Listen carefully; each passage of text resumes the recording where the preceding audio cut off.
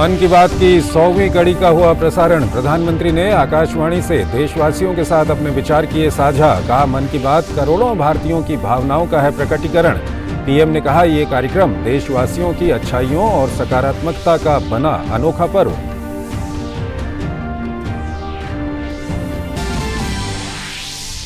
राज्यों के राजभवन में विशेष अतिथियों के साथ सुना गया मन की बात कार्यक्रम। देश भर में 4 लाख से अधिक जगहों पर भाजपा के बड़े नेताओं से लेकर साधारण कार्यकर्ताओं तक ने सुनी मन की बात। कई जगहों पर केंद्रीय मंत्रियों ने कार्यक्रम में लिया हिस्सा।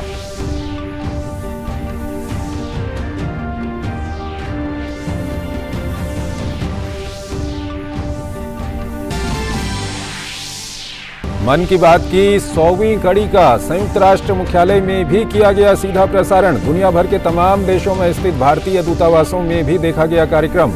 विदेश मंत्री एस जयशंकर अमेरिका के न्यू जर्सी, लंदन में केंद्रीय मंत्री जितेंद्र सिंह कार्यक्रम में हुए शामिल।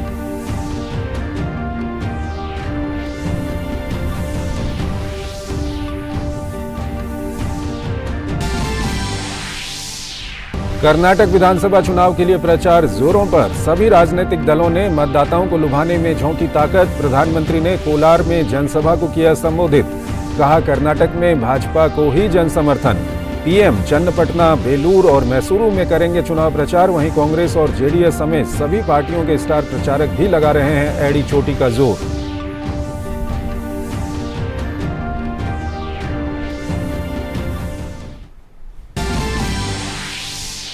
पंजाब के लुधियाना में रिहायशी इलाकों में कारखाने में गैस रिसाव से 11 लोगों की मौत, कई अन्य बीमार। एनडीआरएफ की टीम मौके पर मौजूद।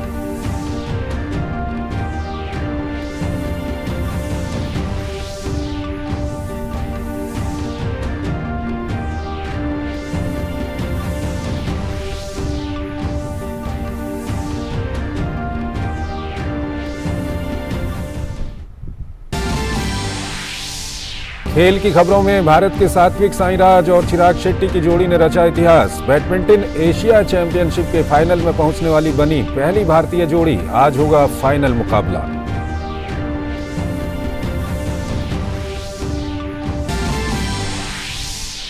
और आईपीएल में आज होंगे 2 अहम मुकाबले। चेन्नई सुपर किंग्स का सामना पंजाब किंग्स से, वहीं मुंबई इंडियंस के सामने होगी राजस्थान रॉयल्स की चुनौती।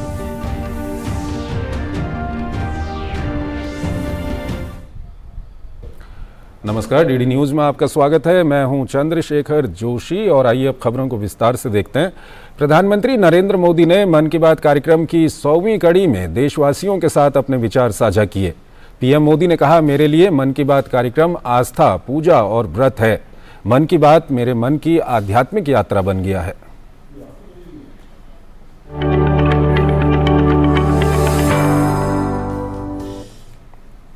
प्रसारण की दुनिया में 30 अप्रैल 2023 एक ऐतिहासिक दिन है।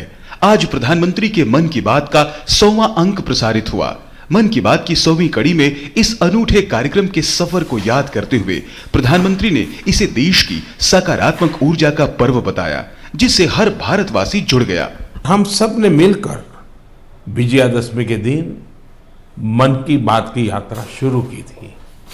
विजयादशमी यानी बुराई पर अच्छाई की जीत का पर्व। मन की बात भी देशवासियों की अच्छाइयों का, सकारात्मकता का एक अनोखा पर्व बन गया है।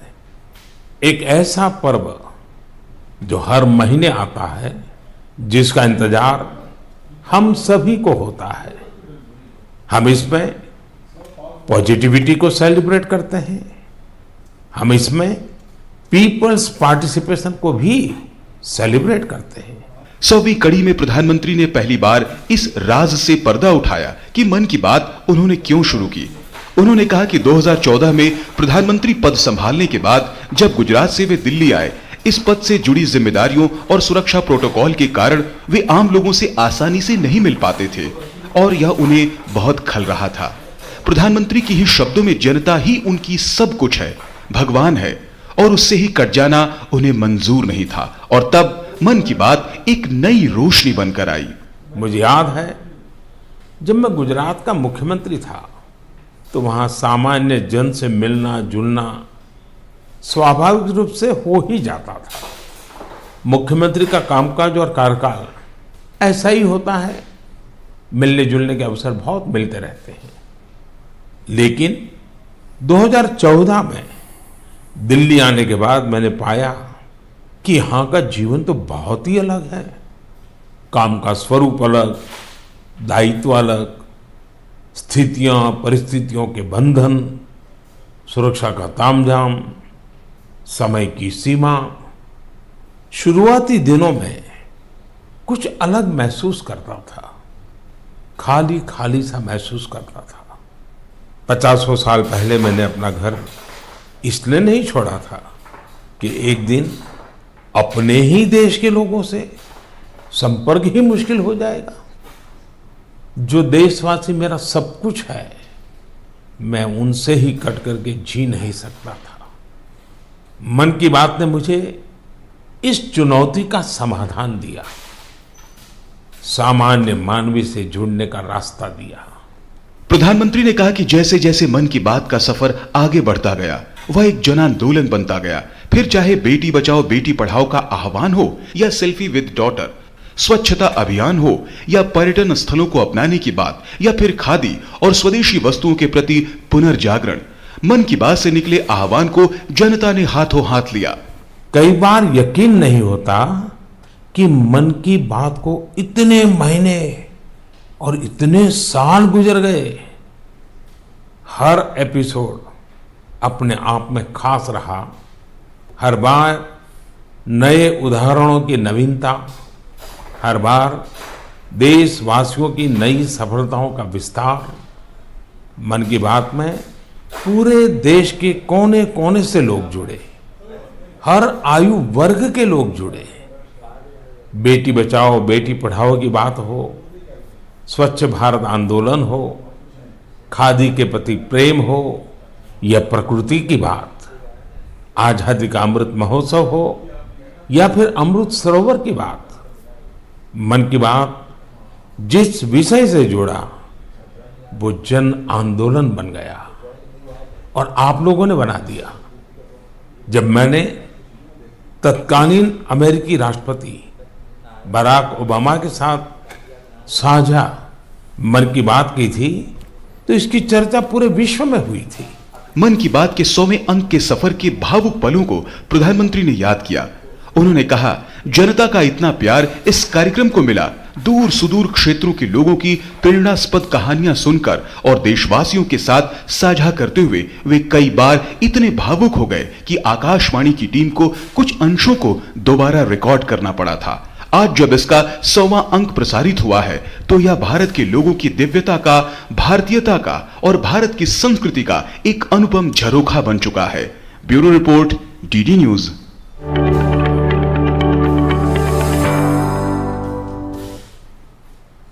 मन की बात के 100वें एपिसोड को देश और दुनिया के करोड़ों लोगों ने सुना। इस खास लम्हे का गवाह बनने के लिए प्रधानमंत्री नरेंद्र मोदी ने लोगों का शुक्रिया अदा किया। प्रधानमंत्री ने ट्वीट करके कहा कि मैं भारत और दुनिया भर के लोगों को धन्यवाद देता हूं, जिन्होंने मन की बात के 100वें एपिसोड को सुना। मैं उन सभी से आग्रह करता हूं जिन्होंने कार्यक्रम को सुना है कि वो उन विशेष पलों की तस्वीरें साझा करें। आप नमो ऐप पर या MKB100 NarendraModi.in लिंक के माध्यम से ऐसा कर सकते हैं।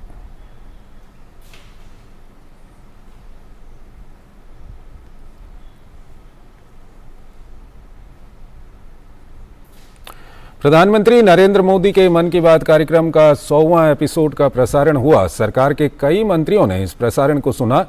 केंद्रीय गृह मंत्री अमित शाह ने मुंबई में मन की बात कार्यक्रम का प्रसारण सुना। इस दौरान महाराष्ट्र के मुख्यमंत्री एकनाथ शिंदे और उप मुख्यमंत्री देवेंद्र फडणवीस भी मौजूद रहे।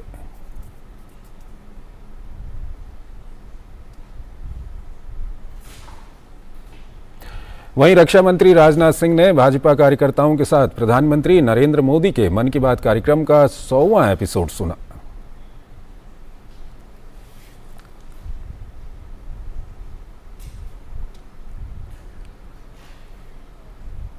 मन की बात का यह जो कार्यक्रम है वह जन संवाद की दुनिया में अपने आप को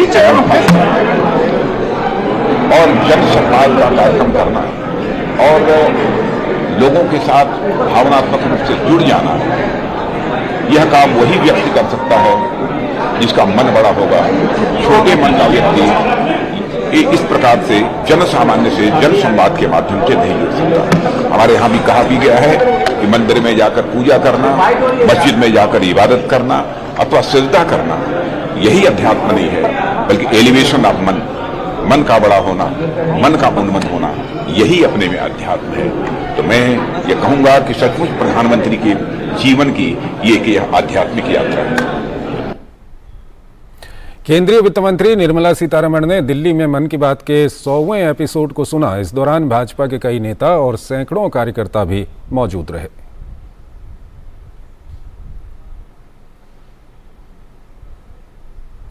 केंद्रीय सड़क परिवहन मंत्री नितिन गडकरी ने पार्टी कार्यकर्ताओं के साथ नागपुर में प्रधानमंत्री नरेंद्र मोदी के मन की बात कार्यक्रम का 100वां एपिसोड सुना।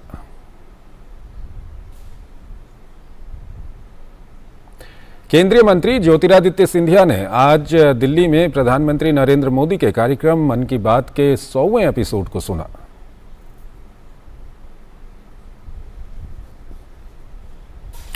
विदेश मंत्री एस जयशंकर इन दिनों अमेरिका के दौरे पर हैं। विदेश मंत्री ने मन की बात का 100वां एपिसोड अमेरिका के न्यू जर्सी में सुना। इस अवसर पर सैकड़ों लोग मौजूद रहे।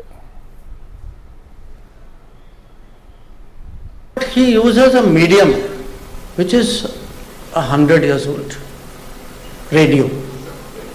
And you have to understand, even people ask me why. And the answer, of course, is the enormous impact that Man Ki Baat has had. केंद्रीय मंत्री जितेंद्र सिंह ब्रिटेन के दौरे पर हैं। केंद्रीय मंत्री ने लंदन स्थित इंडिया हाउस में प्रधानमंत्री नरेंद्र मोदी के मन की बात कार्यक्रम का 100वां एपिसोड सुना।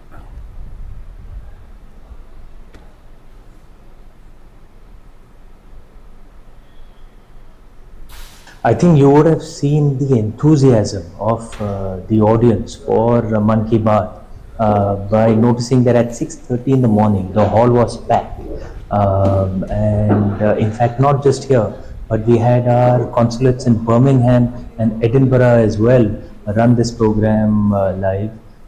The participation was there, the enthusiasm was there, and I think that truly shows the connect that the Honorable Prime Minister of India has with people not just in India, but indeed the diaspora across the world as well. I think it was fantastic. I'm an early morning person, so waking up at 4 in the morning, getting ready and coming here, absolutely fruitful. I learnt about the lotus fiber. I had no idea. The selfie with daughters. I think all of this sort of brings not just the country together, but it also motivates the youngsters and people like us that you don't really need to be a huge celebrity to be celebrated by our Prime Minister. It's been a great pleasure to be able to host people from our community here at our High Commission in London on this Sunday morning at the 100th episode of Man Ki Baat. I think the great bit for the community was to be involved with it as a community rather than individually listening to it at home, which most people would have done.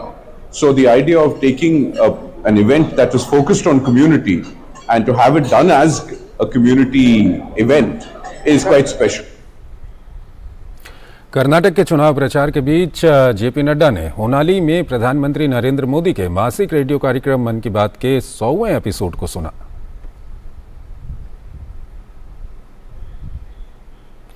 Rajasthan के राज्यपाल कलराज मिश्रा ने party कार्यकर्ताओं के साथ प्रधानमंत्री नरेंद्र मोदी के मन की बात के 100वें एपिसोड को सुना। दिल्ली के उपराज्यपाल वीके सक्सेना राष्ट्रीय राजधानी में राजनिवास में प्रधानमंत्री नरेंद्र मोदी की मन की बात कार्यक्रम के 100वें एपिसोड में मौजूद रहे। जम्मू कश्मीर के एलजी मनोज सिन्हा ने पार्टी कार्यकर्ताओं के साथ प्रधानमंत्री नरेंद्र मोदी के मन की बात के 100वें एपिसोड को सुना। उत्तर प्रदेश के मुख्यमंत्री योगी आदित्यनाथ ने कर्नाटक के कोप्पल में प्रधानमंत्री नरेंद्र मोदी की मन की बात कार्यक्रम का 100वां एपिसोड सुना। हरियाणा के मुख्यमंत्री मनोहर लाल खट्टर ने पंचकुला में प्रधानमंत्री नरेंद्र मोदी के मन की बात कार्यक्रम का 100वां एपिसोड सुना। और वहीं उत्तराखंड के मुख्यमंत्री पुष्कर सिंह धामी ने नैनीताल में प्रधानमंत्री नरेंद्र मोदी के मन की बात कार्यक्रम का 100वां एपिसोड सुना। मध्य प्रदेश के मुख्यमंत्री शिवराज सिंह चौहान ने पार्टी कार्यकर्ताओं के साथ भोपाल में प्रधानमंत्री नरेंद्र मोदी के मन की बात कार्यक्रम के 100वें एपिसोड को सुना। और उधर गुजरात के मुख्यमंत्री भूपेंद्र पटेल ने अहमदाबाद में प्रधानमंत्री नरेंद्र मोदी के मन की बात कार्यक्रम का 100वां एपिसोड सुना।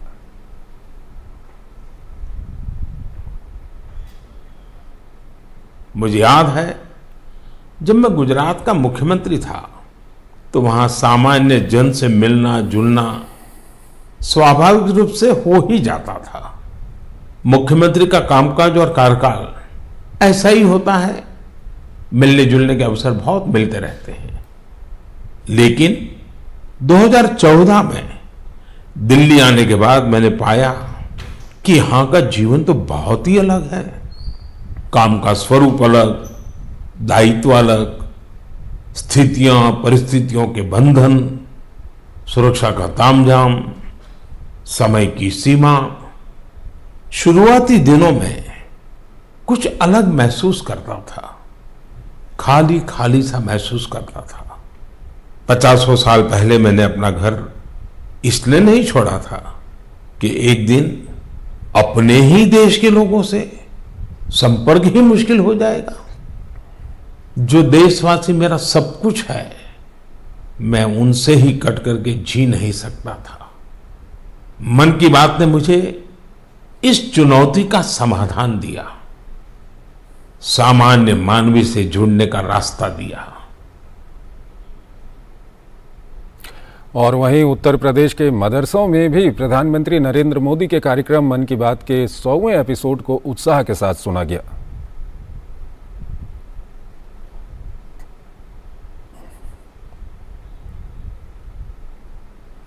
ढाका में भारतीय उच्चायोग में मन की बात के 100वें एपिसोड को सुना गया। इस कार्यक्रम में भारतीय समुदाय के लोगों, छात्रों और उच्चायोग के अधिकारियों ने भाग लिया।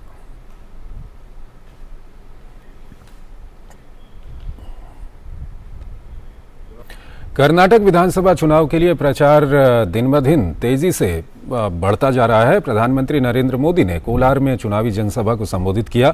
प्रधानमंत्री ने कांग्रेस और जेडीएस पर हमला किया। उन्होंने कहा कि भाजपा को मिल रहे जन समर्थन से कांग्रेस और जेडीएस की नींद उड़ी हुई है। इतनी बड़ी संख्या में आपका यहां आना आज कांग्रेस और जेडीएस दोनों की नींद उड़ाने वाला है। कर्नाटका के विकास में ये दोनों पार्टियां ही सबसे बड़ा रोड़ा है, सबसे बड़ा अवरोध है। कांग्रेस और जेडीएस मिलकर चाहे जितना खेल लें, लेकिन कर्नाटका की जनता उन्हें क्लीन बोल करने जा रही है। कांग्रेस के भ्रष्टाचार पर पीएम ने कहा कि 2014 से पहले करप्शन काल में कांग्रेस सरकार के कालखंड में दुनिया भारत से सारी उम्मीदें छोड़ चुकी थी।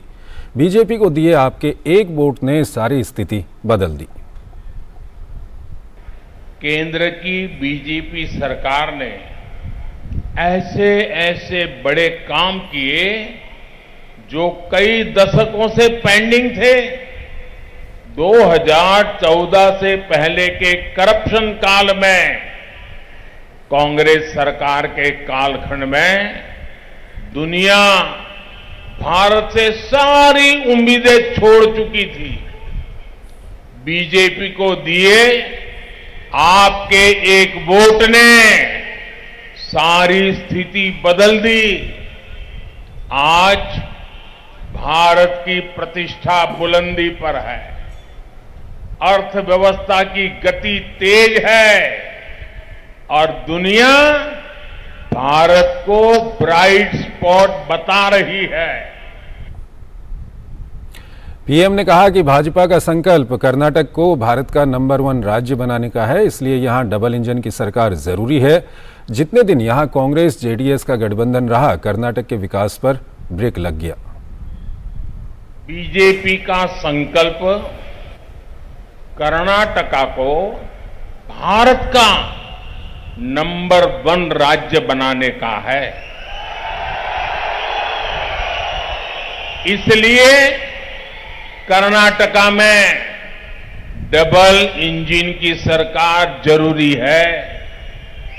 जितने दिन यहां बेंगलुरु में कांग्रेस जेडीएस का गठबंधन रहा, कर्नाटका के विकास पर भी ब्रेक लग गया।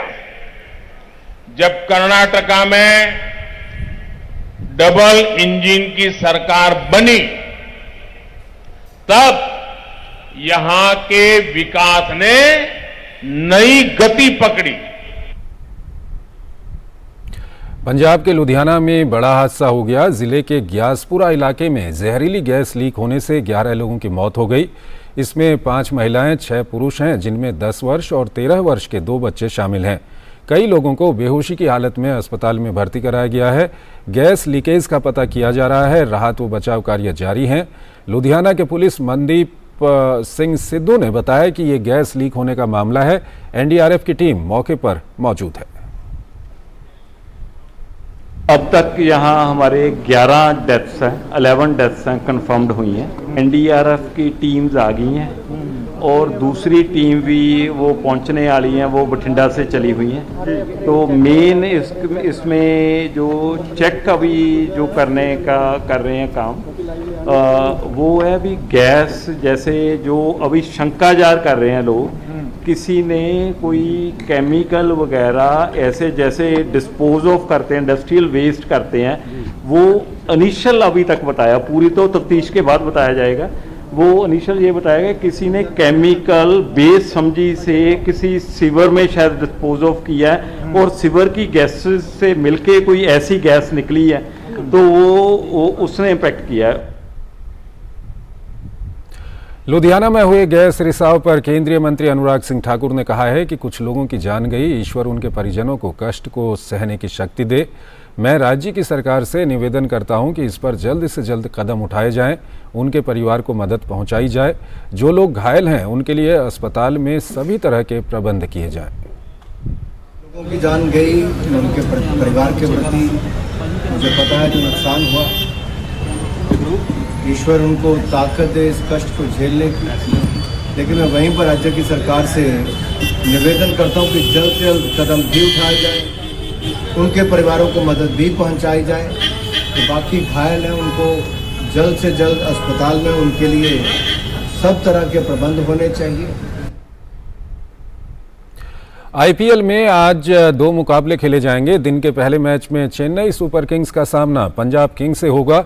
एमएस धोनी के नेतृत्व में चेन्नई की टीम अपने घरेलू मैदान पर जीत की पटरी पर वापस लौटना चाहेगी। सीएसके को आखिरी मैच में राजस्थान के हाथों हार झेलनी पड़ी थी। चेन्नई सुपर किंग्स इस समय 8 मैच में 5 जीत और 3 हार के साथ अंक तालिका में चौथे स्थान पर है। चेन्नई गेंदबाजी अटैक इस सीजन में अब तक साधारण नजर आया है। बल्लेबाजी में ऋतुराज गायकवाड़ और डेवोन कॉनवे का बल्ला इस सीजन में जमकर बोला है। दूसरी तरफ पंजाब किंग्स का प्रदर्शन अब तक मिला जुला रहा है। उसने अब तक 8 मैच में से 4 में जीत हासिल की है, जबकि इतने ही मुकाबलों में उसे हार झेलनी पड़ी है। वो अंक तालिका में 6ठे स्थान पर है। उसे शीर्ष 4 में खुद को पहुंचाने के लिए जीत की जरूरत है। दिन के दूसरे मुकाबले में प्रतियोगिता के इतिहास की सबसे सफल टीम मुंबई इंडियंस का सामना राजस्थान रॉयल्स से होगा। मौजूदा संस्करण में राजस्थान की टीम मजबूत नजर आ रही है, लेकिन मुंबई की टीम ने अभी तक सभी को कांटे की टक्कर दी है। राजस्थान रॉयल्स ने 8 मैच खेले हैं और 5 जीत के बाद टीम पॉइंट्स टेबल में दूसरे स्थान पर है। वहीं मुंबई इंडियंस की टीम ने 7 मैच खेलते हुए 3 में जीत दर्ज की है और 4 में उसे हार मिली है। राजस्थान की टीम पिछला मुकाबला सीएसके के खिलाफ जीतकर आई है, तो मुंबई को गुजरात टाइटंस के खिलाफ हार झेलनी पड़ी थी। तो इस बुलेटिन में फिलहाल इतना ही। आप बने रहिए डीडी न्यूज के साथ। नमस्कार।